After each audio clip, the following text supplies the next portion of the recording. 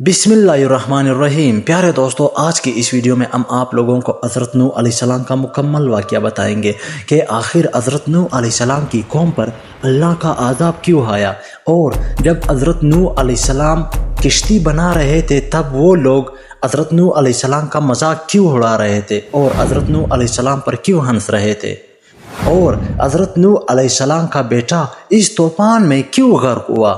इन सब के बारे में कुरान और हदीस की रोशनी में हम आप लोगों को बताएंगे। सबसे पहले अगर आप लोग चैनल पर नए हैं तो प्लीज़ हमारी चैनल को सब्सक्राइब करें और साथ ही में बेल आइकन का बटन दबाएं ताकि आने वाली हर वीडियो आप लोगों तक पहुंच सके। तो चलिए शुरू करते हैं। प्यारे दोस्तों, हज़रत नूह अलैहिस्सलाम हज़रत आदम अलैहिस्सलाम से 1000 साल बाद नबी बनाकर भेजे गए। आपकी कौम में बुत परस्ती आ चुकी थी। आपने कौम को तौहीद की दावत दी और बुत परस्ती छोड़ने को फरमाया। इन लोगों ने ज़िद व अनाद पर कमर बांध ली और बुत परस्ती से बाज न आए और तरह तरह की बेतकी बातें करते रहे। हज़रत नूह अलैहिस्सलाम ने अपनी कौम से फरमाया, ए मेरी कौम, मैं तुम्हें वाज़ेह तौर पर डराने वाला हूँ। तुम अल्लाह के सिवा किसी की इबादत ना करो। अगर तुमने मेरी बात ना मानी तो मैं तुम्हारे बारे में एक बड़े तकलीफ़ देने वाले अज़ाब का अंदेशा करता हूँ। तुमने अगर तौहीद इख्तियार ना की और खालिस अल्लाह की इबादत ना की तो अज़ाब में गिरफ़्तार हो जाओगे। मगर इन लोगों ने हक़ कबूल करने की बजाय उल्टे जवाब देने शुरू कर दिए। बहुत कम लोग मुसलमान हुए। जो लोग सरदारान कौम थे उन्होंने जाहिलाना जवाब दिए। इन सरदारों ने पहली बात ये कही कि ए नूह अलैहिस्सलाम, तुम हमारे ही जैसे आदमी हो।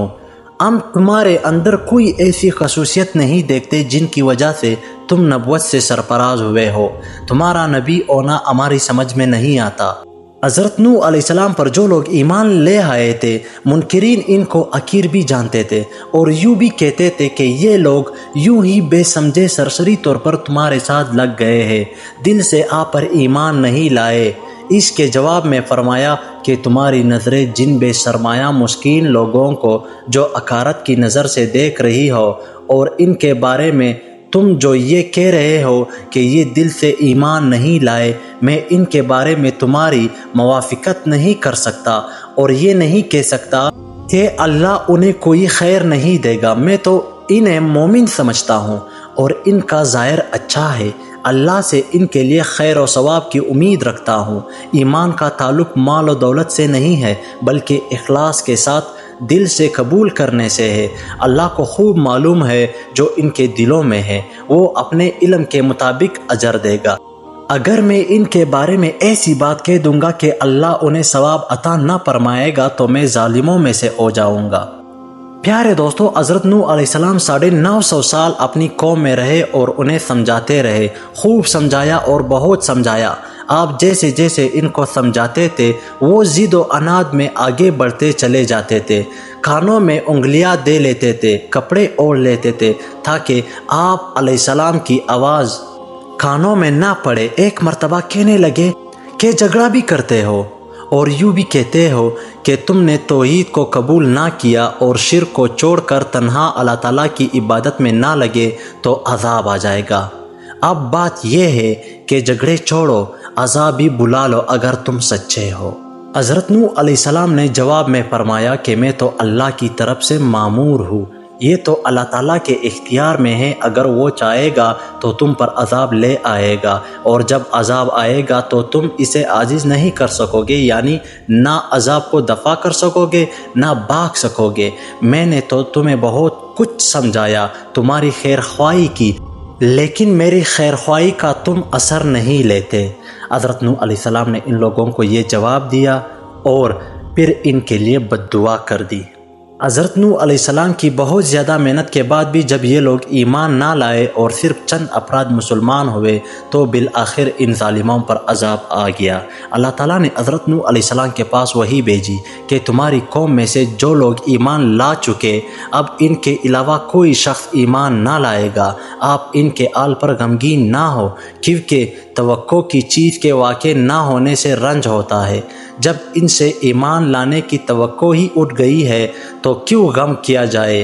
काफिरों पर अज़ाब आना था। अल्लाह ताला ने हुक्म दिया कि ए नूह, تم ہمارے سامنے ہمارے سے ایک کشتی لو جس میں سوار ہو کر اہل ایمان ڈوبنے سے محفوظ ہو جائیں گے اور کافر سب غرق ہوں گے۔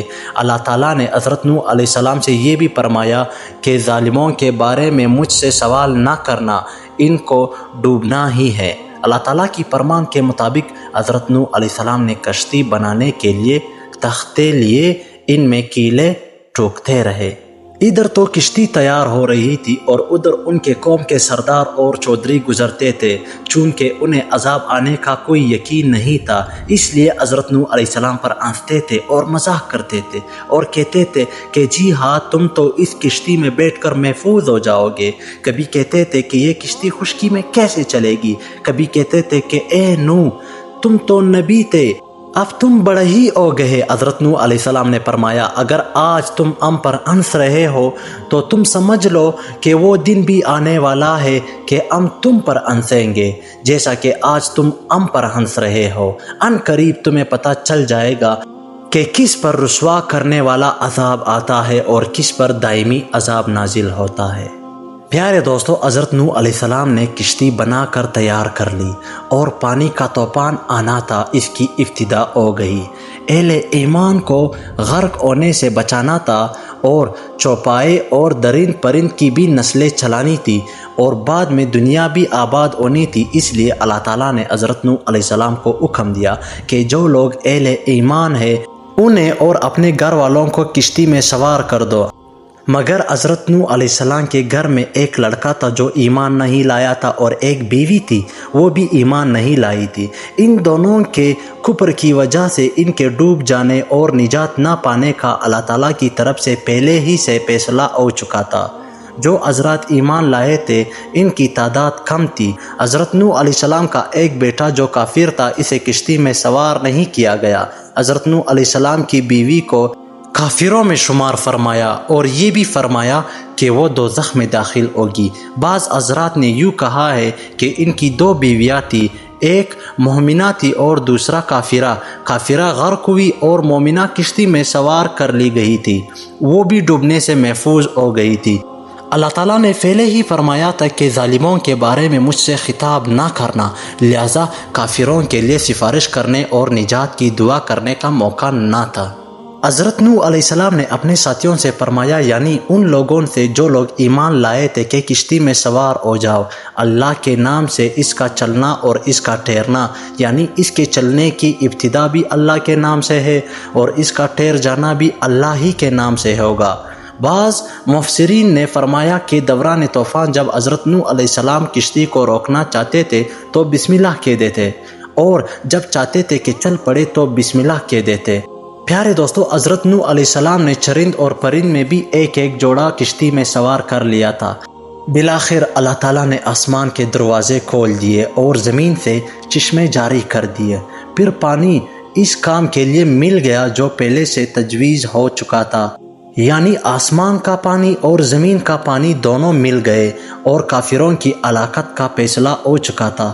یہ پانی بہت زیادہ تھا جس سے محفوظ رہنے کا اہل کفر کے لیے کوئی ذریعہ نہ تھا۔ پیارے دوستو، کشتی چل رہی تھی، پہاڑوں کی طرح موجیں تھی۔ حضرت نوح علیہ السلام کا بیٹا موجوں کی تپیڑوں سے دو چار ہو رہا تھا، قریب ہے کہ وہ ڈوب جائے کیونکہ وہ ان سے علیحدہ تھا، کشتی میں سوار نہ تھا اور ایمانی اعتبار سے بھی ان کے ساتھ نہ تھا۔ حضرت نوح علیہ السلام نے اسے آواز دی، ہمارے ساتھ سوار ہو جاؤ، کافروں کے ساتھ نہ ہو، ان کے دین کو چھوڑ دے۔ لیکن اس نے نہ مانا اور کہنے لگا، میں کسی پہاڑ پر ٹھکانہ پکڑ لوں گا، وہ مجھے پانی سے بچا لے گا۔ اس کا خیال تھا کہ جس طرح عام طور پر سیلاب آتے ہیں اسی طرح یہ بھی ایک سیلاب ہے، میں پہاڑ پر چڑھ جاؤں گا تو بچ جاؤں گا، کیونکہ عام طور سے سیلاب پہاڑوں کی چوٹیوں تک نہیں جاتا۔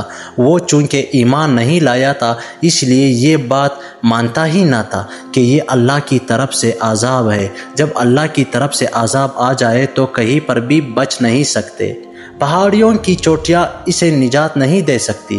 حضرت نوح علیہ السلام نے فرمایا کہ آج اللہ کے حکم سے کوئی بچنے والا نہیں، ہاں جس پر اللہ تعالیٰ رحم فرمائے وہی بچ سکتا ہے، لیکن کافروں پر وہ رحم نہیں فرمائے گا، ان سب کو ڈوبنا ہی ڈوبنا ہے۔ یہ باتیں ہو رہی تھی کہ ایک بہت بڑی موج آئی جس میں اس کا بیٹا بھی غرق والوں میں سے ہو گیا اور اس بڑی لہر میں ڈوب گیا۔ پیارے دوستو، جو لوگ کشتی میں سوار تھے اللہ تعالیٰ نے انہیں محفوظ رکھا، اور یہ طوفان کتنے دن رہا اس کے بارے میں جو روایات ہیں ان میں اختلاف ہے۔ ایک قول یہ ہے کہ کشتی 150 دن تک پانی پر رہی، اور ایک قول یہ ہے کہ وہ 6 مہینے تیرتی رہی۔ صحیح علم اللہ تعالیٰ ہی کو ہے۔ پھر جب اللہ تعالیٰ کو طوفان ختم کرنا منظور ہوا تو زمین کو حکم دے دیا کہ اپنے پانی کو نگل لے، اور آسمان کو حکم دیا پانی برسنا بند کر دے، لہٰذا پانی کم ہو گیا، اور اہل کفر کی غرقابی کا جو اللہ تعالیٰ کی طرف سے حکم ہوا تھا اس کے مطابق وہ سب ہلاک ہو گئے۔